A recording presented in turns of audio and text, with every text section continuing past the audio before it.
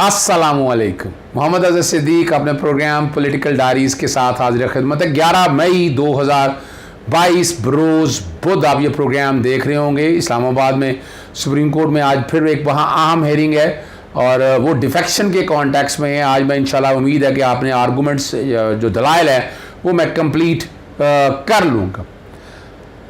बहुत सी तेज़ी से डेवलपमेंट हैं। सबसे पहली बात तो मैं बता दूँ कि नवाज़ शरीफ ने तमाम लोगों को वहाँ लंदन तलब कर लिया है।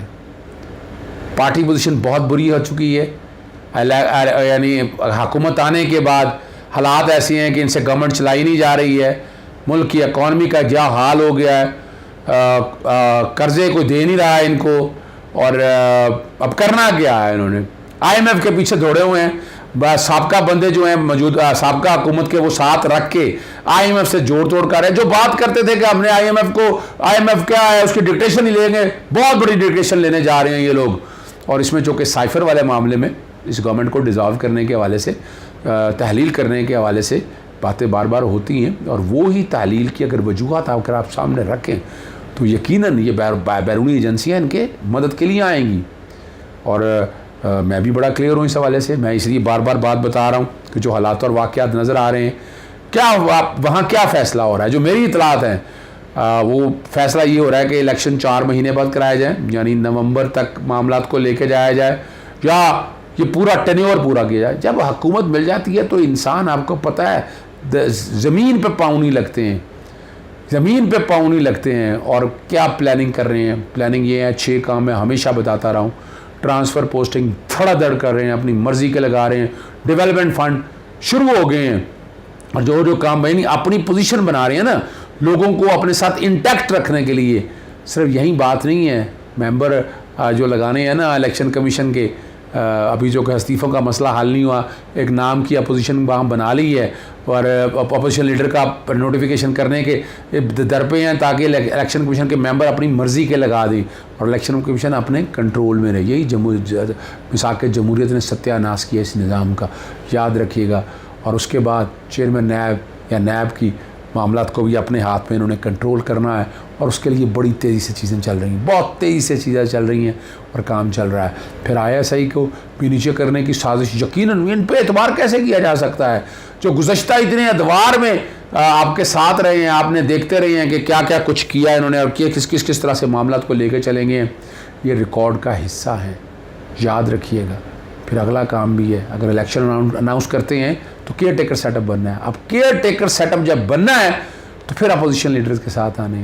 तो ये तो इन्होंने पूरा प्लान बनाया हुआ है। इमरान खान साहब को इतनी आसान वक्त नहीं देंगे।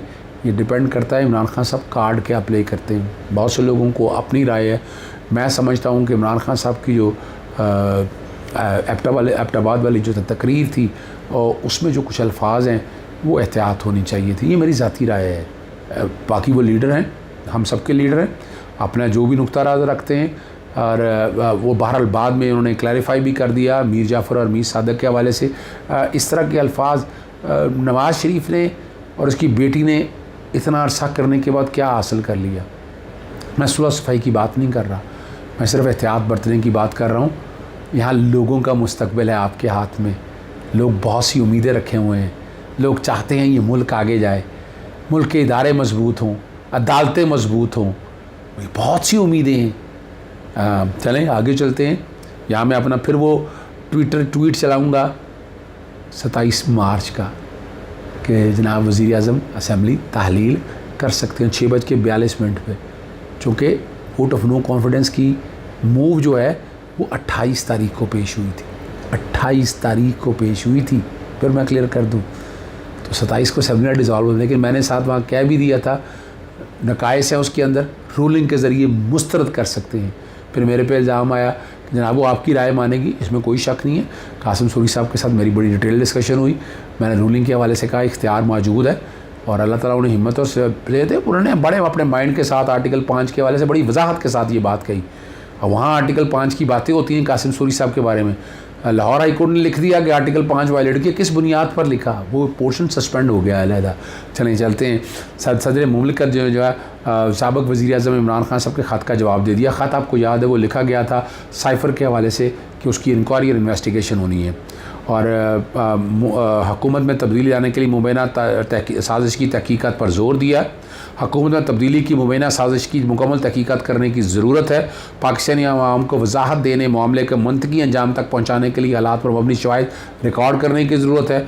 अमेरिका में पाकिस्तान के सफ़ीर की तरफ से भेजी गई साइफ़र की कापी पढ़ी। साइफ़र में डोनाल्ड लू के साथ पाकिस्तानी सफारतखाने में उन्होंने मुलाकात की बाकायदा समरी मौजूद थी।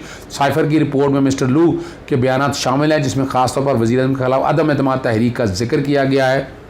साइफ़र में तहरीकी कामयाबी की सूरत में माफ़ी, नाकामी की सूरत में संगीन नताइज का भी जिक्र है। कौमी सलामती कमेटी के 2 इजलासों में तौसीक़ की गई कि बयानात पाकिस्तान के अंदरूनी मामलात में नाकाबिल कबूल और सरी मुदाखलत के मुतरादिफ है। पाकिस्तान ने बजा तौर पर डीमार्च जारी किया। धमकियाँ खुफिया और ज़ाहिर दोनों हो सकती हैं। इस ख़ास मामले में गैर सफारती ज़ुबान में वाज़ेह तौर पर धमकी दी गई। साबिक़ वज़ीर-ए-आज़म ने अपने ख़त में धमकी पर मुमकिन रद्द-ए-अमल और असरात का जिक्र किया। एक खुद मुख्तार, गयूर और आज़ाद कौम के वक़ार को ठेस पहुँची। मामले की तहकीकात, जाँच और तहकीकात की ज़रूरत है। पाकिस्तान के तरीक़ बहुत सी साजिशों की तहकीकात बेनतीजा रही है। आलमी सतह पर साजिशों की तस्दीक शनोबाद खुफिया दस्तावेज़ जारी करने के बाद होती है। लंबे अरसे बाद खुफिया दस्तावेज़ जारी करने तक मुल्कों को शदीद नुकसान पहुँच चुका है। हालात और वाक़या पर मबनी शवाहिद हासिल करने के लिए इसे मामले को अंजाम तक पहुँचाना जा सकता है। और इमरान खान साहब का जो ख़त है ये वज़ीर-ए-आज़म चीफ़ जस्टिस पाकिस्तान को भिजवा दिया।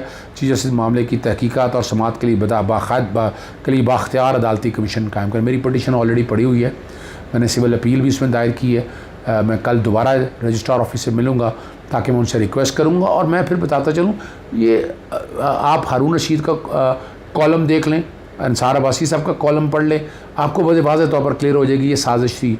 हुसैन हक्कानी का देख लें, हुसैन हक्कानी मेन किरदार है, मेमो गेट में भी था और इसमें भी है। ये वो लोग हैं जो बाहर बैठे पाकिस्तान के लिए क्या कुछ कर रहे हैं, आप यहाँ समझ सकते हैं। ये ख़बर आपसे और है, वो नाज़िम जोखियों के हवाले से है। अपना NCHR फ़रीक बनने की दरख्वास्त है और जस्टिस इकबाल पर नेशनल ह्यूमन राइट्स कमीशन है और जबरान नासिर वो पेश हुए। 20 मई के लिए नोटिस जारी कर दिया है। सारा दहशतगर्दी अदालत ने दायरा इख्तियार से मुतल्लिक़ फ़ैसला कर दिया तो दरख्वास्त गैर मौसर हो जाएगी। ऐसा तो अदालत का आर्डर मुअत्तल कर सकते हैं अगर ऐसा हुआ तो। उनका कहा जी हमारा मौक़िफ़ भी सुना जाए, ये बात भी बड़ी वाज़ेह तौर पर कह दी है। आगे और ख़बर दे दूँ आपको, गवर्नर सिंध की तकरीर पर भी एतराज़ात लगा दी हैं। नसरीन जलील के वाले से, वो मैंने आपको याद है ख़त का जिक्र किया था और मैं प्रोग्राम में जिक्र कर रहा हूँ, मैं दोबारा जिक्र करने के नहीं जा रहा। और कानूनी राय इस पर मांग ली है। 15 यहाँ आर्टिकल 48 ये तैनाती का इशू है ना, यहाँ का आइन का आर्टिकल 48 बैकग्राउंड पे चल रहा है, उसका इतलाक़ होगा। 15 दिन का गवर्नर की रिमूवल के लिए नहीं है, मैं बता चुका हूँ आपको, बड़ा वजाहत के साथ बता चुका हूँ आपको। फिर यहाँ एडवोकेट जनरल अहमद अवैस से भी गुफ्तगू की और कि उन्होंने कहा कि मेरी ज़ात के हवाले से नहीं है। उन्होंने कहा मैं इस्तीफ़ा दूँगा, जब पार्टी हिदायत करेगी इस्तीफ़ा दूँगा। शहबाज शरीफ को कोई ओहदा संभालने का हक़ हासिल नहीं है। अब पाकिस्तान का आइन को तोड़ोगे तो पाकिस्तान का नुकसान होगा। किसी फ़र्द की नाजायज़ ख्वाहिश को पूरा करने के लिए आइन नहीं तोड़ा जा सकता। तमाम इदारे फ़ौज समेत आइन के ताबे हैं। सदर पाकिस्तान तमाम इदारों का सुप्रीम कमांडर है। अपनी ख्वाहिश को पूरी करने के लिए पाकिस्तान को दाव पर लगाया गया। चीज़ जैसे पाकिस्तान ये अब आज को नोटिस के हवाले से बात की है। उम्मीद है अदलिया पाकिस्तान को बचाने के लिए मैदान में ज़रूर आएगी। वज़ीर-ए-आज़म साहब आपने आइन के तहत हलफ उठाया है, ये वो बातें वो सारी कर रहे हैं। आगे जो 2-3 चीज़ें मैंने आपके साथ जिक्र करनी है वो बहुत ज़रूरी हैं। वो इस्लामाबाद हाई कोर्ट में है जनाब समी इब्राहिम साहब के हवाले से, और बाकी जो है ना PTI के एक्टिविस्ट के हवाले से है। वो इस्लामाबाद हाई कोर्ट में समाअत हुई, FI के कॉन्टेक्स्ट में है, साइबर क्राइम के हवाले से है। और वहाँ जो बात हुई है अपना बेटे समी इब्राहिम इंसाफ के धमकियाँ देना और गिरफ़्तार करना गैर कानूनी है। और वो कह लेंगे ये जो FI का जो अमल है पॉलिसी के असूलों और बुनियादी हकूक़ के तहफ़्फ़ुज़ के ख़िलाफ़ है। सेक्शन 20 के तहत जारी किया और इस अदालत के ज़रिए सुनाए गए फ़ैसले की खिलाफ वर्जी है। मज़कूरा दफ़ात को पहले ही अदालत ने ख़त्म कर दिया और वो सहाफ़त के वाबस्ते से शोबे से वाबस्ता है। आजकल कुछ लोग नहीं सहाफ़त नहीं ज़र्द सहाफ़त कर रहे हैं। समी इब्राहिम ने क्या कहा, जिस ला को वो डिफेंड कर रहे हैं वो बेनिफिशरी हैं।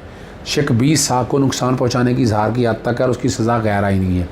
FI काम को तजीज़ा पाकिस्तान के सेक्शन 505 के तहत किसी भी मामले की तहकीकात था और FI ने इंक्वायरी जो है वो गलत शुरू की। आर्टिकल 19 की बातें कर रहे हैं, आर्टिकल 4 और 14 की खिलाफ वर्जी है। और इंक्वायरी जो है 296 इसको कलअदम कराने दिया। इसी तरह सोशल मीडिया एक्टिविस्ट की दरख्वास्त भी उनके सामने आई, उन्होंने उसकी समाअत जो है ना 31 मई तक मुलतवी कर दी है। समी इब्राहिम 14 को आ रही है, उनके गिरफ़्तारी से रोक दिया है, 16 मई के लिए समाअत मुलतवी कर दी है। आखिर में मैं बड़ा अहम इशू है इलेक्शन कमीशन के अदलिया के मुतवाज़ी जो इख्तियारात है वो इस्लामाबाद हाई कोर्ट के जस्टिस अतर मिलना है समाअत की, और डॉक्टर बाबर ऐवान पेश हुए दानियाल खोकर की तरफ से। इलेक्शन कमीशन को अदालतों जैसे इख्तियारात देती है, इलेक्शन एक्ट की 3 दफ़ात कलअदम करार दी जाए, तौहीन पर सज़ा देने और डायरेक्शन जारी करने का इख्तियार कलअदम करार दिया जाए, सेक्शन 4, 9 और 10 कलअदम करार दिए जाए, मुकम्मल इंसाफ करने के लिए कोई भी ऑर्डर जारी करने का इख्तियार भी किया गया है। मुल्क में 5 आइनी हाई कोर्ट और सुप्रीम कोर्ट मौजूद है, कोई और रियासती अदारा आइनी अदालतों के बराबर नहीं कर सकता। इलेक्शन कमीशन से तनख्वाह और मुराद की तफसीलात भी तलब की जाए।